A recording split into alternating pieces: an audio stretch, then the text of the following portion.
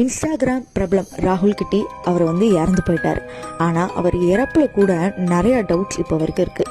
Helmet போட்டு இறந்து போயிட்டாரு, ஹெல்மெட் போடாமல் இறந்து போயிட்டாங்க, ஒவ்வொருத்தர் ஒவ்வொரு மாதிரி சொல்கிறாங்க. ஆனால் நமக்கு கிடைச்ச இன்ஃபர்மேஷன் படி அவர் ஹெல்மெட் போடாமல் இருந்தனால தான் இறந்து போயிட்டாங்க அப்படிங்கிற மாதிரி நான் போன வீடியோவில் சொல்லியிருந்தேன்.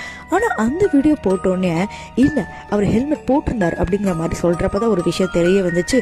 நியூஸில் ஒரு மாதிரி போடுறாங்க, அவர் தம்பி ஒரு மாதிரி சொல்கிறாங்கன்னு. ஆனால் இதில் உண்மை என்னன்னு பார்த்தீங்கன்னா இப்போ நான் உங்களுக்கு சொல்கிறேன். என்ன நடந்துச்சுன்னா, சம்பவத்தன்று ஜனவரி 16ஆம் தேதி இரவு ஒரு 10:30 மணிக்கு இருக்கும். டாக்ஸி டிரைவர் ஒருத்தர் போயிட்டு இருக்காங்க. இவரை ஓவர்டேக் பண்ணி தான் ராகுல் டிக்கி போயிருக்காரு. அப்போ என்ன நடந்திருக்கு பார்த்தீங்கன்னா, ஓவர் ஸ்பீடாக போய் ஹெல்மெட் போடாமல் டிவைடர் மேலே இடித்து கண்ட்ரோலே இல்லாமல் அவர் போய் விழுந்து இறந்துருக்காரு. இதுக்கு என்னோடய பைக் என்னோடய கிஃப்ட் அது. ஏன்னா ரொம்ப அடம் பிடிச்சி வாங்கினேன், அவ்வளோ கஷ்டத்தில் வாங்கினேன். ஃபஸ்ட்டு கிஃப்ட்னா பைக்கு. இதற்கிடையில் பார்த்தீங்கன்னா, இவருடைய 2வது மனைவி அப்படின்னு சொல்லி இவங்க மீடியா கிட்ட ஒரு இன்டர்வியூ கொடுத்துருந்தாங்க. அதில் பார்த்தீங்கன்னா, இந்த மாதிரி என்னுடைய கணவருக்கும் எனக்கும் ஒரு சில பிரச்சனைகள் இருந்தது, அது என் மாமியார்னால தான், அவர் குடிச்சிட்டு இதெல்லாம் பண்ணார் அப்படின்னு நிறையா விஷயங்கள் சொன்னாங்க.